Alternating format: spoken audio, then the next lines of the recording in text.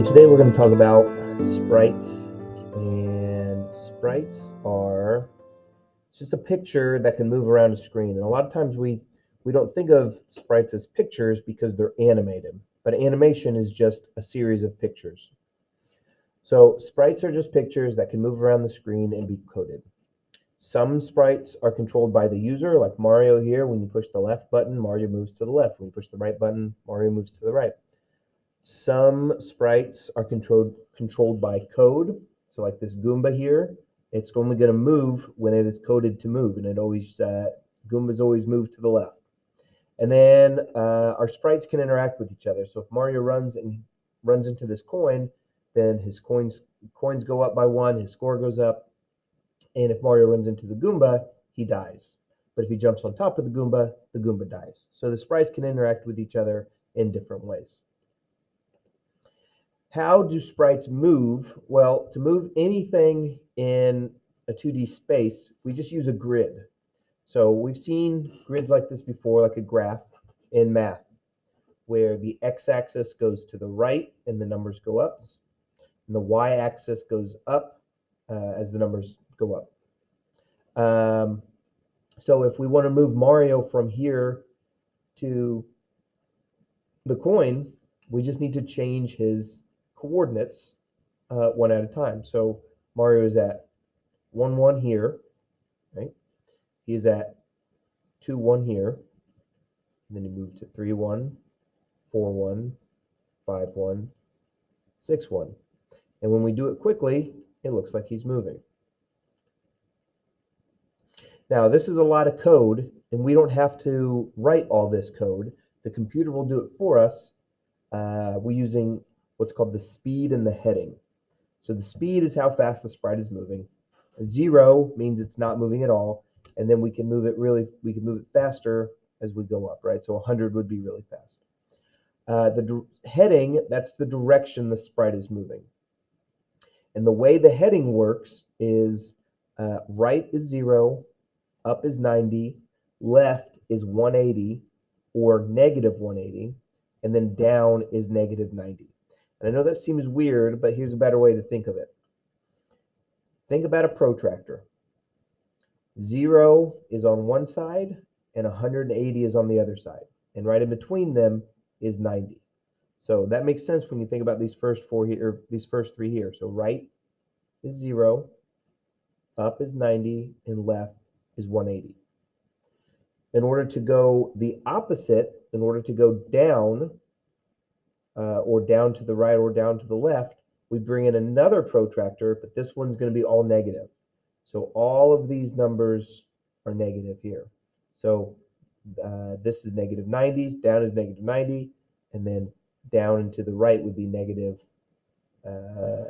45, and then over here would be negative 100, and negative 170, negative 165 would be over here. So all of these are negative, and all of these are positive, all these numbers here. So the canvas is an element in App Inventor that gives us a grid to put the sprites. So in order to move sprites around, they have to be on a grid, and that's what the canvas is. The canvas is that grid. It's kind of like an arrangement, except it has that invisible grid on it. So in a normal grid or graph, looks like this, right? Where 0, 0 is down here and to the left. And the x's increase to the right, and the y's increase as you go up. But in computer science, 0, 0 is in the upper left-hand corner. That's all of computer science, not just App Inventor, but all of computer science. So even your phone, your computer screen, your Chromebook, 0, 0 is in the upper left instead of the bottom left, which means the x's still increase to the right, but now the y's will increase as you go down. So some more things about the canvas. They can go inside of arrangement, but we usually don't put them in arrangement because we want them to be so big. Also, you can change the background color or set an image to the background.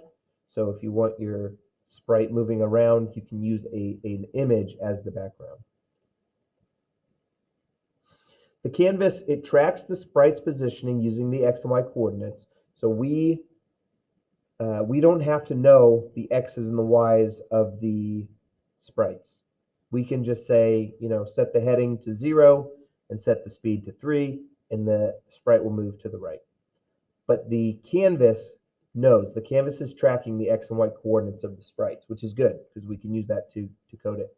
The canvas also will track the user's X and Y. So how the user is touching the canvas, it's tracking those coordinates as well.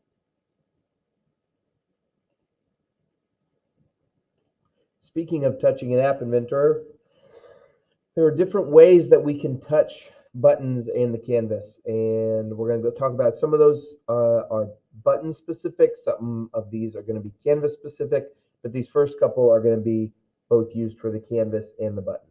First of all is a touch or a click. This is normal. Click is for buttons, touch is for canvas, but that's just a normal touch. One time, it's just measuring when you touch the screen. Touching down is when the user first touches something. So when they push a button, that's a touchdown, or when they touch the screen, that's a touchdown. And then when they let go, that's called a touch up. So a touch down is when they first touch something, and then a touch up is when they let go. So either when they let go of the screen or when they let go of the button. A long click, that's for buttons only, but that's when the user holds a button down. I use this a lot of times for like reset buttons because I don't want the user to accidentally hit a reset button and lose their, reset the app by accident. So I use a long click to reset a button, to reset a game or something.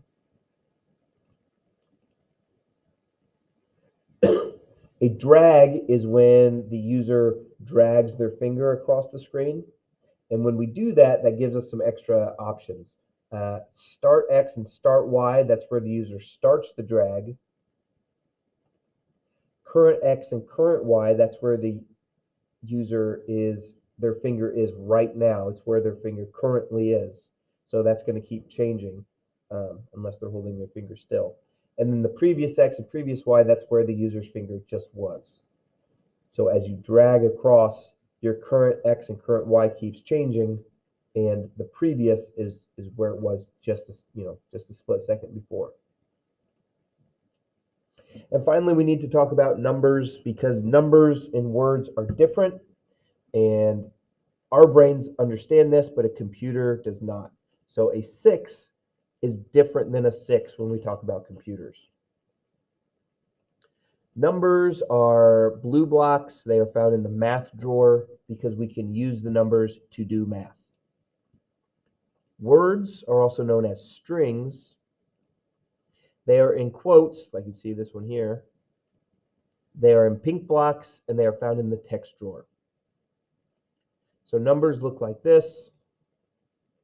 Strings or words look like this. And this is important that we know the difference because we can do math or we can set levels using numbers. The computer thinks this is a word. The computer thinks this is a word, and you can't do math with words. So we know, or we can use this to do math. So we can say x equals 6 plus 1, where this is a 6, so we know the answer is 7. We can't do 6 plus 1 using this because this is a number, like the word, this is a word, like the word the. You couldn't use the plus 1. That wouldn't work because this is a word, a string, because it's in quotes and it's in a pink block. The computer thinks it's a word. And same things if we're setting the level. So if you're setting the speed level to 6, you'd have to use this block. You couldn't use speed level equals 6 because this is a word. So that's the difference between numbers and words in App Inventor. And then in our next lesson, I will give you some examples of how we use canvases and sprites in App Inventor.